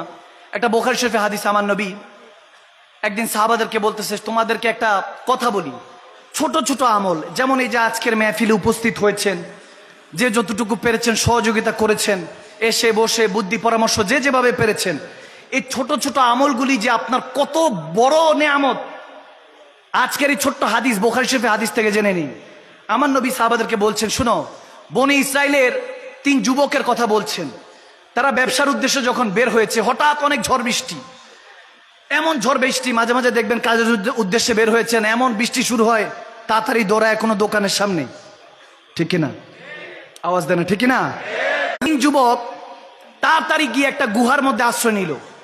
গুহার মধ্যে যখন আশ্রয় নিল, উপর থেকে, পাহাড়ের উপর থেকে একটা বিশাল বড় পাথর এসে গুহার মুখটা বন্ধ করে দিল। 3 যুবক আটকে পড়েছে, অনেক চেষ্টা করতেছে ঠেলা সরানোর জন্য, দেখতেছে কোনোভাবেই সরে না। খুব গভীর খেয়াল। আপনি ভাবতেছেন, হুজুর আমার কিচ্ছু নাই, কোনো ইবাদত, কোনো কিছুই তো করার তৌফিক নেই। ছোট্ট কোনো কিছু আপনার অনেক বড় কাজে এসে যেতে পারে। এই ছোট্ট ছোট্ট বিন্দু বিন্দু জল আপনার এটা সাগর পরিমাণ অবস্থা হয়ে যেতে পারে। ওই 3 যুবক যখন বুঝতে পারলো যে আর বাঁচার কোনো উপায় নাই, এখানে হয়তোবা ধুকে ধুকে মরতে হবে, প্রথম যুবক চিন্তা করতে লাগলো, মনে মনে দোয়া করতে লাগলো, আল্লাহ আমি তো অনেক বড় গুনাহগার, তুমি তো সবই জানো, বান্দা আমার গুনাহ দেখলে হয়তোবা সালামও দিত না। মালিক আমার একটা ব্যবসা আছে, আমি যখন আমার গরুর ফার্ম আছে, আমি ওইখান থেকে গরুর দুধ বিক্রি করি, কিন্তু যখন ঘরে ঢুকে আমার স্ত্রী সন্তান মা বাবা আছে, ঘরের মধ্যে প্রথম যখন যাই আমি দুধ নিয়ে আমার মা বাবাকে আগে পান করাই, তারপর স্ত্রী সন্তানকে পান করাই। এক রাতে আমার মা বাবা ঘুমিয়ে পড়েছে, আমার স্ত্রী বলেছিল যে আমাকে পান করাও, আমরা কালকে নয়তোবা পান করিও, আজকে তো ঘুমিয়ে গিয়েছে বাদ দাও। কিন্তু আমার স্ত্রীকে বলেছি না, আমার মা বাবা ফজরের সময় তো উঠবে, তখন পান করাবো। সারা রাত ওই দুধের পেয়ালা নিয়ে দাঁড়িয়েছিল। তারপরে মা বাবা যখন ঘুম থেকে উঠলো তখন ওই দুধের পেয়ালা পান করিয়ে মা বাবার থেকে দোয়া নিয়েছে, মা বাবার চোখের পানি ছেড়ে সে সন্তানের জন্য দোয়া করেছে। ওই প্রথম যুবক বলতেছে, আল্লাহ এই আমলটা যদি তোমার কাছে ভালো লাগে তাহলে এই বিপদ থেকে উদ্ধার করো। বলতে দেরি নাই, পাথর সাথে সাথে একটু সরে গেল। আল্লাহু আকবার বলবেন না? গভীর খেয়াল, এই একটা মেসেজ নিয়ে যান, কিচ্ছু লাগবে না। ধরেন সারাদিন ওয়াজ হলো, কিছুই মনে থাকবে না, হয়তোবা একটা কথা নিয়ে যান, হয়তোবা এটাই আপনার জীবনের নাজাতের জারিয়া হয়ে যেতে পারে। দ্বিতীয় যুবক যখন দেখছে পাথরটা সরে গেল, তার ঈমান তাজা হয়ে গেছে, এখন সেও দোয়া করতে শুরু করলো, আল্লাহ আমি এক কর্মচারী রেখেছিলাম আমার কাজের জন্য, কর্মচারীটা কাজ করে বেতন নিবে, হঠাৎ একদিন কথায় মনোমালিন্য হলো, রাগ করে সে চলে গেল। তার কিছু পয়সা ছিল আমার কাছে, সে আর নেয় নাই, কিন্তু আমি ওই পয়সাটা, ওই হকটা, তার হকটা আমি মেরে দেই নাই, হকটাকে আমি কাজে লাগিয়েছি। আমার 1-2টা খামার ছিল, জমি ছিল, এগুলোকে ওই পয়সা ওইখানে খরচ করেছি। এরপরে ক্রমাগত অনেক খামার, অনেক জায়গা জমিন হয়েছে। এরপরে কিছু বছর পরে ওই কর্মচারী যখন এসেছে যে আপনার কাছে আমি কিছু 10 পয়সা বা 10 দিরহাম এগুলো পাই, আমাকে দেন, তখন আমি দেখি বলেছিলাম ওই যে জমিনটা আর ওই যে কতগুলি পশু দেখা যাচ্ছে, এগুলো সব তোমার, নিয়ে যাও। বলে কি মস্কারা করছেন নাকি, এত কিছু তো আমার হতে পারে না। বলে না, তোমার ওই 10 দিরহাম 10 পয়সা আমার কাছে ছিল, আমি ব্যবসায় খাটিয়ে এত কোটি টাকা বানিয়েছি, এটার অংশ, এটা তোমার, তুমি নিয়ে যাও। ওই কর্মচারী, ওই গরিব যখন আমার এই কথা শুনেছে, চোখের পানি ছেড়ে দিয়ে আমার জন্য যে হাত তুলে তোমার কাছে দোয়া চেয়েছে, যদি ওই আমলটা তোমার কাছে ভালো লাগে, আজকে এই বিপদ থেকে উদ্ধার করো। বলতে দেরি নেই, সাথে সাথে পাথরটা আরেকটু সরে গেল। সুবহানাল্লাহ, পাথরটা যখন আরেকটু সরে গেল, তৃতীয় ব্যক্তির ঈমান আরো তাজা হয়ে গেল। সে আবার হাত তুলে বলল, আল্লাহ আল্লাহ একদিন আমি কখনো গুনাহ করি না, কিন্তু আমার একজন কাজিন, আমার চাচাতো মামাতো বোন, আমার কাজিন, ওই বোনটাকে দেখে আমার জেনার খেয়াল চলে আসলো, শয়তানের ওয়াসওয়াসায় পড়ে গেলাম। আমার বোনকে আমি রাতের আধারে হঠাৎ করে চেপে ধরবো, যখন আমি তাকে খারাপ কাজের জন্য তাকে আমি চেষ্টা করছি, তাকে কষ্ট দেওয়ার চেষ্টা করছিলাম, ওই মুহূর্তে আমার বোনটা বলেছিল, আল্লাহকে খৌফ করো, আল্লাহকে ভয় করো, ইত্তাকিল্লাহ, আল্লাহকে ভয় করো। ওই দিন ওই যুবক বলতেছে, আল্লাহ তোমার জন্য, তোমার খৌফে আমি আমার বোনকে ছেড়ে দিয়ে এসেছি, আর তোমার ভয়ে যদি ওই আমলটা তোমার ভালো লাগে তাহলে এই বিপদ থেকে আমাদেরকে উদ্ধার করো। তেরি দুয়া নাসার সে মালুল হুই, ইহা জুবা সে নিকলি ওয়াহা কাবুল হুই। বলতে দেরি নাই, তৃতীয় নাম্বার যুবকের জুবান থেকে কথাটা বের হতে দেরি নাই, সাথে সাথে ওই পাথরটা, বিশাল বড় পাথরটা সরে গেল, তারা সাথে সাথে উদ্ধার হয়ে গেল। সুবহানাল্লাহ। হেফাজতের মালিক কে? আরো জোরে, আরো জোরে কে? আর কোন টেনশন আছে?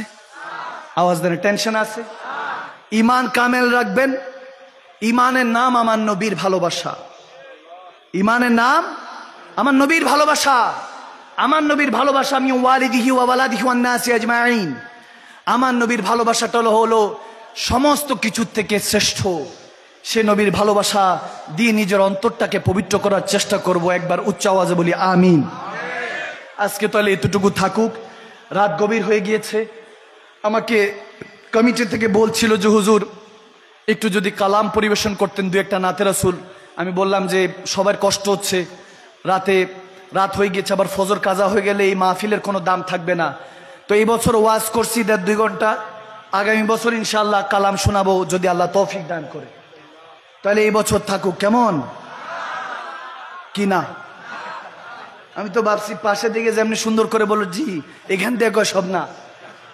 আমি প্রায় সময় এই ঘটনাটা বলি, আমার সাইবার টিমের মানুষরা সবাই জানে। আগ্রাবাদে এক মাহফিলে গেছি, রাত্রে প্রায় 1:30-2টা বাজে। এক মুরব্বী উঠে বলতেছে হুজুর বগ লাগি। আরো 3-4-5 বছর আগের কথা। হঠাৎ শুনছি তো আমি বুঝি নাই, অর্থটা বুঝি নাই। আমি বললাম what is the meaning of বগ লাগি, অর্থ কি এটার? একজন এসে বলতেছে হুজুর ক্ষুধা লাগছে, ক্ষুধা লাগছে, হি ইজ হাংরি, ক্ষুধার্ত। তা বৃদ্ধ তো 50-60 বছর। আমি বললাম তাড়াতাড়ি তবর কানো, এখানে ইন্নালিল্লাহ হলে তো সমস্যা, ডায়াবেটিস থাকতে পারে। তো এক পর্যায়ে উঠে এসে বলতেছে যে হুজুর এটা পেটের ক্ষুধা না, রুহের ক্ষুধা লাগছে। বলে হুজুর ঘন্টা দেড়েক তো ওয়াজ শুনছি, ভালো লাগছে, ইমান তাজা হয়েছে, তো হুজুর আজান ছাড়া তো নামাজও মন বসে না, ঠিক কিনা? বলে মাঝে মাঝে যে বেলালি সুর টান দেন না হুজুর, ওই টানটা দেন না হুজুর। আমি বললাম কোনটা? বলো যে মাঝে মাঝে টান দেন, বাতিল ने जब जब फैले थे तेवर आया है तब तब मेरे जुबा पर दुश्मनरा যতই দুশ্মনী করলো ততবার আমার মুখে আসলো নারায়ে তাকবীর আল্লাহু আকবার, নারায়ে রিসালাত ইয়া রাসূলুল্লাহ, ঠিক কিনা? ওরে বাপরে, আওয়াজ দেখছেন বাবা? এখন আওয়াজ দেখছেন? আমার গলা শেষ, আওয়াজ বেরো না। এখন যে আওয়াজ, এই আওয়াজ মানে হলো হুজুর আরো ঘন্টাখানিক করেন হুজুর, সমস্যা নেই। এই যে যুবকদের পাম্পট্টিটা আর ভালো লাগে না। আচ্ছা আগে যুবকদের কে থেকে একটু জানতে চাই, ডু ইউ লাভ মি? সত্যি তো? আবার 14 ফেব্রুয়ারির মতো না তো? আল্লাহ আল্লাহ রসুলের সন্তুষ্টের জন্য ভালোবাসা যায়? আল্লাহ কবুল করুক। তো যেহেতু ভালোবাসো, তাহলে আজকে যুবকদের কাছে রিকোয়েস্ট করি, এবছরে দ্রুত থাক। আমি শুরু করলে আবার বাবা শেষ করতে পারি না, তো এতটুকু থাকুক, আগামী বছর এসে শোনাই দিয়ে যাবো ইনশাআল্লাহ। এই কি ভালোবাসা! কালাম শুনতে চাই? আচ্ছা কালাম পড়বো, কোনো সমস্যা নাই। একটা আগাজ দিব, সবাইকে একটু আওয়াজ দিতে হবে। ওই যে বললাম ওয়াজ করব, আওয়াজ করব, তারপর ওয়াশ করব। আমরা দ্ব্যর্থহীন কণ্ঠে বলতে চাই, হযরত শাহ পরান 360 আউলিয়ার যিনি দ্বিতীয় সিপা সালাত, তেনার মাজারের মধ্যে আক্রমণ হয়েছে। আওয়াজ কম হয়েছে তো? এ ওলি আল্লাহর উত্তরসূরিরা নাই এখানে? বিভিন্ন আল্লাহর ওয়ালিদের মাজারের মধ্যে আক্রমণ হচ্ছে, মন্দির পাহারা দিয়ে মাজার ভাঙছেন, এটা কেমন ইসলাম? আমরা জানি ভণ্ড বেদাতি কিছু থাকে, আছে, হাতের 5 আঙ্গুল সমান, আমরা তো জানি। আমরা সুন্নি মতাদর্শের এরা জানি, এগুলোর জন্য আমরা প্রস্তুতি নিচ্ছি। কিন্তু আপনারা যে কোনো ভাবে আল্লাহর ওয়ালিদের মাজারের মধ্যে আক্রমণ করবেন, এটা তো বরদাস্ত করা হবে না। দেশ স্বাধীন এই জন্য করি নাই যে কোনো ভাবে হলে আল্লাহর ওয়ালিদের মাজারের মধ্যে আক্রমণ করবেন। মনে রাখবেন, বাংলাদেশ 360 আউলিয়ার দেশ। এই দেশের মধ্যে আল্লাহর ওয়ালিদের উপরে যদি কোনো আঙ্গুল উঠে, চোখ উঠে, ওই চোখ গলে দেওয়ার জন্য, আঙ্গুল ভেঙে দেওয়ার জন্য এখনো শাহজালাল শাহপরানের উত্তরসূরিরা বাংলার জমিনে আছে। আল্লামা ফারুকীকে জবাই করেছেন, কত সুন্নি মুসলমানদের উপর আক্রমণ করেছেন। এগুলো অন্য কোনো কওমি, আমাদের কওমি মুসলমান ভাইদের সাথে এবং দেওবন্দের আলেমদের সাথে, অনেকের সাথে আমার কথা হয়। আমি গুনাহগারকে অনেক ভালোবাসি, এগুলো তারা নয়। এখন অনেকে মিলাদুন নবী পালন করছেন, আমরা নিজেরাও দেখছি। এগুলো যেগুলো এই কাজ করছে, ওলি আল্লাহদের মাজার ভাঙতে চাচ্ছে, সুন্নি এবং অন্যান্য মতাদর্শের সাথে একটা মারামারি, একটা ফাইট লাগার মতো যে অবস্থান করছে, বহির্বিশ্বের রাজনৈতিক ষড়যন্ত্র। এগুলো হলো ইহুদি নাসারাদের ষড়যন্ত্র। তোমাদেরকে বলতে চাই যে বাংলার জমিন থেকে যদি আমরা আশিক রাসূলরা বিভিন্ন দরবার, শাহিনশাহ ইমাম রাব্বানী, শাহিনশাহ সিরিকোট, শাহিনশাহ মেজবান্ডার, ওলি আল্লাহদের যত দরবার আছে, সব পীর মাশায়েখরা যদি একবার ডাক দেয়, বাংলাতে যদি 18 কোটি মানুষ থাকে, তার মধ্যে যদি 16 কোটি মুসলমান থাকে, 10 কোটি সুন্নি মুসলমান বসবাস করে। এই সুফি মতাদর্শের আল্লাহর ওয়ালিদের প্রেমিকা, আমার নবীর গোলামরা একবার যদি মাঠে নেমে যায় কিচ্ছু লাগবে না। ওই যে প্রথমে বলেছিলাম, হাতকে তলোয়ার, জেসনকে ঢাল বানিয়ে নেমে যাব, রক্ত দিয়ে গোসল করে হলেও ওলি আল্লাহদের মাজার, আল্লাহ রাসূল ইসলামকে জিন্দা রাখবো ইনশাআল্লাহ। আল্লাহকে দেখে বলেন, কারা রক্ত দিয়ে গোসল করতে রাজি আছেন বলেন? এই মুসলমান যদি ডাক দেই মাঠে ময়দানে যেতে রাজি আছেন কিনা বলেন? বলেন মুসলমান।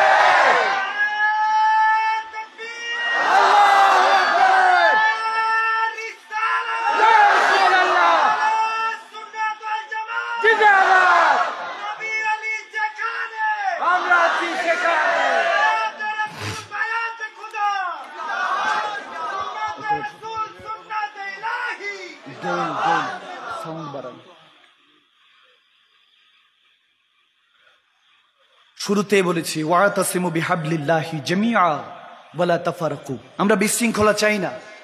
দেশটা স্বাধীন করেছি, এক মাসেই দেশ পরিবর্তন সংস্কার হয়ে যাবে এমন কোনো সুযোগ নেই। আমরা সব জায়গায় কথা বলছি আলহামদুলিল্লাহ, সমন্বয়কদের সাথে আমাদের কথা হচ্ছে, আমাদের যুবক যারা আছেন, স্কলাররা, আমরা নিজেরা এটা এই জায়গা থেকে বসে এসে কথা বলছি। শুরুর দিকে তো আমাদেরকে গালি দিচ্ছেন যে তাদের সাথে আমরা মিলামিশা।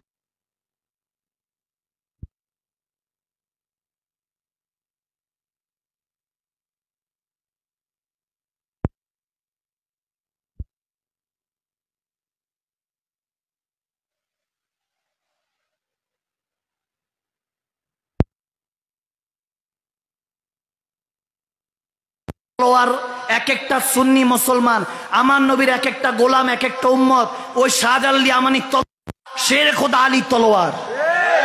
এই তলোয়ার যদি একবার ঘর থেকে বের হয় তখন আর পালানোর সুযোগ পাবেন না। আগে থেকে হুঁশিয়ারি দিচ্ছি, করজোরে রিকোয়েস্ট করছি, আল্লাহর ওয়ালিদের মাজার শরীফে কোনো রকম যাতে হামলা কামলা না হয়। আমরা কারো মসজিদ মাজার কোনো কমপ্লেক্সের মধ্যে কোনো রকম তো হস্তক্ষেপ করছি না। আপনারা কেন করছেন? কেন করছেন? কেন বিশৃঙ্খলা করবেন? আসুন না আমার নবীর প্রেমে আল্লাহর জন্য এক হয়ে, যেহেতু স্বাধীন করেছি, আবার সুন্দর করে গঠন করি, ঠিক কিনা? দেশপ্রেম ইমানের একটা অংশ। আমরা চেষ্টা করব এই দেশটাকে আবার সুন্দর করে তৈরি করার, দুর্নীতি মুক্ত করার। আমাদের শিক্ষার অবস্থা যেই করুণ অবস্থা, এটাকে ঠিক করতে হবে। আমরা এখন ভাতের থেকে ওষুধ খাই বেশি।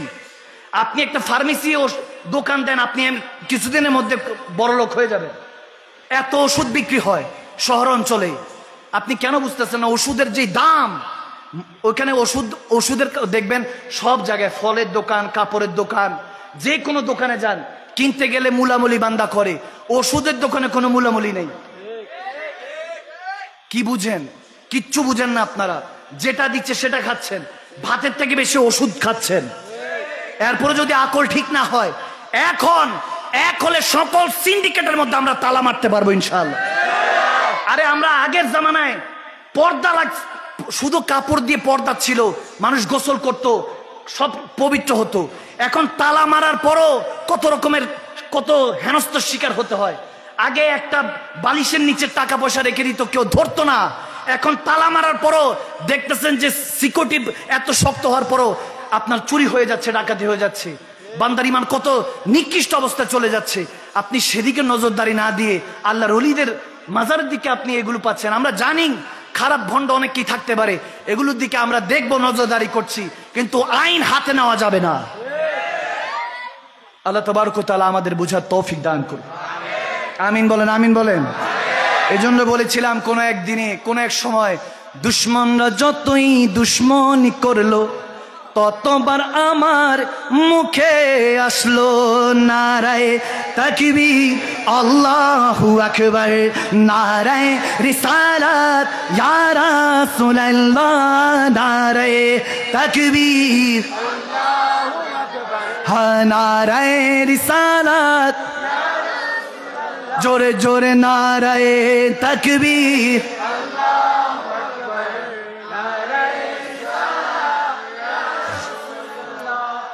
লাগবে লাগুক তীর তলোয়ারের আঘাত, তারে পরেও থাকবে নবীজির রিসালাত। আওয়াজ দেন, আওয়াজ দেন, আওয়াজ দেন, ঠিক কিনা, ঠিক কিনা?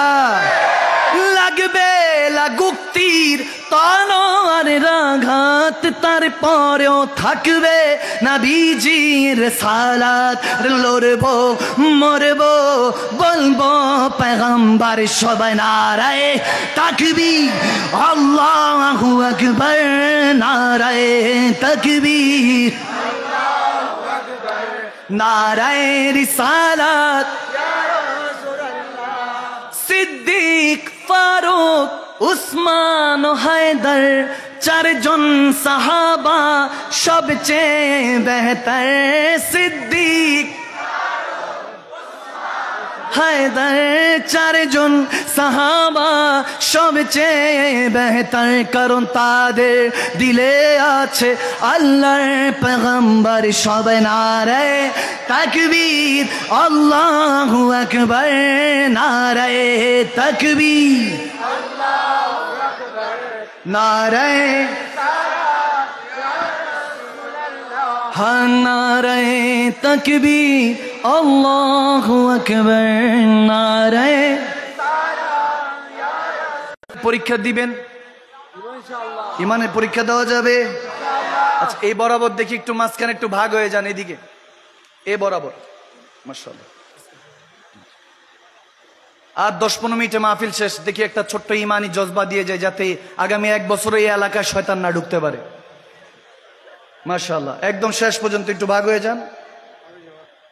দুটা দল করছি আর কি, আওয়ামী লীগ বিএনপি। দেখি হয়েছে নি? হ্যাঁ, আরো আরো। মাশাআল্লাহ। ওই যে বৃদ্ধ বাবা একটু সাইডে। হ্যাঁ ঠিক আছে, না চেয়ার পর্যন্ত হইলে চলবে। পিছনের ভাই বাবারা আছেন তো?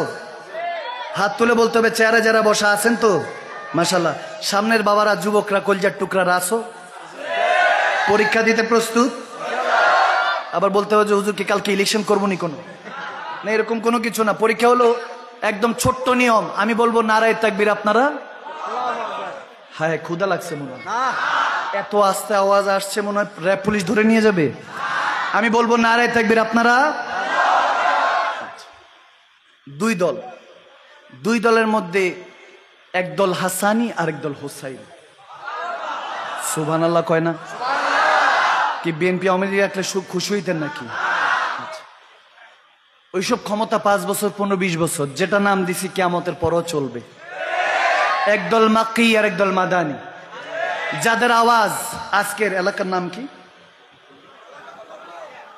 চরলক্ষা, কর্ণফুলী চরলক্ষার আজকের এই ময়দানের হাজারো আশিকে রাসূলদের আওয়াজদের মধ্যে, যাদের আওয়াজ একদল আওয়াজ করবেন একদল চুপ, একদল আওয়াজ করবেন আরেক দল চুপ, যাদের আওয়াজ আজকের এই কর্ণফুলী চরলক্ষার জমিন থেকে 12 অলিয়ার পটভূমি, সমস্ত অলি আল্লাহদের মাজার হয়ে, বিশেষ করে শাহেনশাহ মাইজভান্ডার হয়ে, গরিবুল্লাহ হয়ে, শাহ আমানত হয়ে, সমস্ত কালুর ঘাটে মহসেন আউলিয়া হয়ে, আবার কালুর ঘাটের আল্লাহর ওলি হয়ে, যত আল্লাহর ওলি আশেপাশে শায়িত আছে 12 আউলিয়া, তেনাদের মাজার হয়ে আজকের এই কর্ণফুলী চট্টগ্রামের আওয়াজটা এখান থেকে ঘুরে চাঁদপুর ইমামে রাব্বানী দরবার হয়ে, ঢাকার আল্লাহর ওলিদের মাজার হয়ে, সিলেট শাহজালাল শাহপুরান এর মাজার হয়ে, 360টা অলিয়ার মাজার চক্কর দিয়ে আজকের আওয়াজের প্রতিধ্বনিটা অলি আল্লাহদের মাজারগুলি চক্কর দিয়ে, সমস্ত মুমিন আশিকে রাসূলদের মাজারগুলি, কবরগুলি চক্কর দিয়ে যখন বাংলাদেশ ক্রস করে হিন্দুস্তান দিয়ে খাজাগান, খাজা গরিবে নওয়াজ মাইনুদ্দিন চিশতি আজমেরি সঞ্জিরি মাজার হয়ে, ওখান থেকে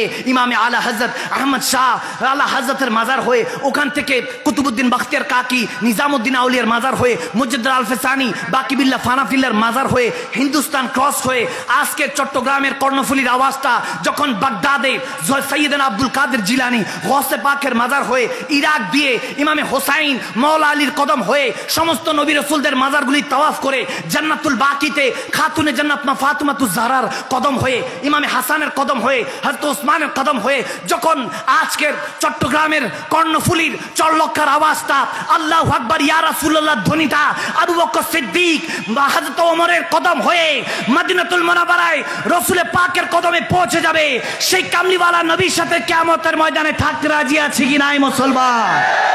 দুই হাত তুলে দিয়ে রাজি আছি কি নাই? তাহলে কোন দল আগে? মারহাবা, মারহাবা বলেন। হাসানিরা আগে তুলছে, হোসাইনিরা একটু মনে কম, হোসাইনিরা পরে তুলছে, সমস্যা নাই। হোসাইনিরা কম, মানুষগুলা গম, ঠিক কিনা? ঠিক কিনা? হাসানিরা বেশি মাহফিল পে, মিলাদুন নবীর মাস পে বড় খুশি, ঠিক না? এখন হোসাইনিরা চুপ থাকবে, হাসানিরা পরীক্ষা দেওয়া যাবে তো ইনশাআল্লাহ। হাত বড়তেছে হুজুর, সমস্যা নেই, ঠিক আছে মাশাআল্লাহ। হোসাইনিরা একদম চুপ, পিন ড্রপ সাইলেন্ট। হাসানিরা আওয়াজ করতে হবে, জজবা আছে। শেষ এই 10-15 মিনিট একটু এশকের পাগলামি, আমার নবীকে খুশি করবো, আল্লাহকে খুশি করবো, রাজি আছি? ডান হাত তুলে হাসানি জজবা নিতে হবে। হোসাইনিরা কোনো আওয়াজ করা যাবে না, একদম চুপ, শেষ পর্যন্ত চেয়ার পর্যন্ত এই পাশের সবাই চুপ। হাসানিরা সর্বোচ্চ আওয়াজ দিয়ে জিক্রে মোহাম্মত নিয়ে, জিকির নিয়ে, দয়াল নবীর প্রেম নিয়ে নারায়ে তাকবীর। ভয় পেয়েছে যুবকরা? ভয় পাও নাই তো? যে আওয়াজ করছে আমরা তো থাক, বাদ দেন। কি দিবা তোমরা? ওনাদেরকে দিব, দিব যে কনফিডেন্স ওনাদেরকে, হুজুর জিতছি তো আমরাই মাশাআল্লাহ, কোনো সমস্যা নাই। কনফিডেন্স থাকা ভালো এবং সহযোগিতা করাও দরকার আছে, ঠিক কিনা? আচ্ছা, হাসানিদেরকে আরেকবার পরীক্ষা নিব, দিতে রাজি আছি?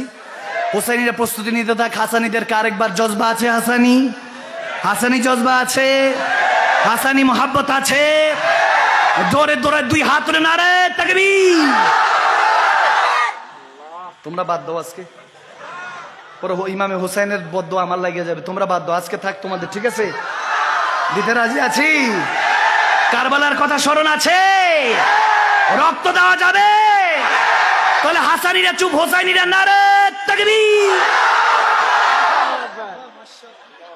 আপনারা বলেন মারহাবা, হাত তুলে বলেন মারহাবা।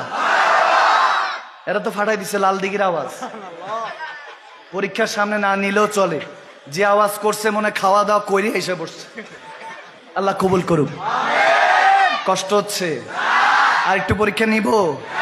আমি তো এখন বুঝতেছি না, দোনো আওয়াজ কিন্তু মোটামুটি সেম সেম, কোনোটা সরোয়ার দিক, কোনোটা লাল দিঘি। দেখি এখন কোনটা কোন অবস্থায় আছে, আবার একটু দেখবো। হাসানি জজবা, হোসাইনি জজবা, আমি শুধু ডান হাত বাম হাত তুলবো। জজবা আছে? আচ্ছা ঠিক আছে। হাসানি জজবা আছে, মোহব্বত আছে, বিষ খেয়ে বিষ হজম করার মতো শক্তি আছে? নারে তাকবীর। দেখি এবার হোসাইনিরা রক্ত দেওয়ার জন্য প্রস্তুত আছি? দুই হাত নারে রিসালা। বিশাল ভাষা ভাসছে, হ্যাঁ প্যান্ডেল মনে একটু লাড়াও খেয়েছে হালকা। আল্লাহু আকবার বলি, আল্লাহু আকবার। হয়তোবা আজকের এই মেহফিল আমার মদিনাওয়ালার উসিলে কবুল হয়ে যেতে পারে, ঠিক না? আল্লাহ কবুল করে নাও, কবুল করে নাও। আল্লাহ তাবারক ওয়া তাআলা, যাক আমরা কে পাস হইছি কে জিতছি বলবো না, আমার আল্লাহ রাসূল তো দেখছে, ঠিক কিনা? ঠিক কিনা? তারপরও হাসানিদেরকে বলি, হোসাইনি ইমাম হোসাইন আমাদের জন্য রক্ত দিয়েছেন, সব পরিবারে তেনাদেরকে জিতাই দেই, দেই। রাগ করবেন না তো? আগামীকালকে বলবেন না তো মাদানী সাহেবরে গালিগালাজ দিবেন না তো? আচ্ছা দোয়া দিবেন তো? আপনাদেরকে জিতাই দিছে, ওনাদেরকে হারাই দেই, হারাই দিব? হায় হায় হায়, সুবহানাল্লাহ বলেন। এভাবেই তো এক হওয়া দরকার আছে, ঠিক কিনা? হাসান হোসেন দুই ভাই একসাথে জান্নাতে থাকতে চাই। আজকের এই চট্টগ্রামের আওয়াজ, আমার সাউন্ড সিস্টেম, বিশেষ করে জনতা সাউন্ড সিস্টেমকে ফেল করে আসমান জমিনকে সাক্ষী রেখে আরশ মুআল্লাতে সেই আওয়াজটা পৌঁছে দেন। দুই ভাই একসাথে হাত তুলে নারায়ে তাকবীর।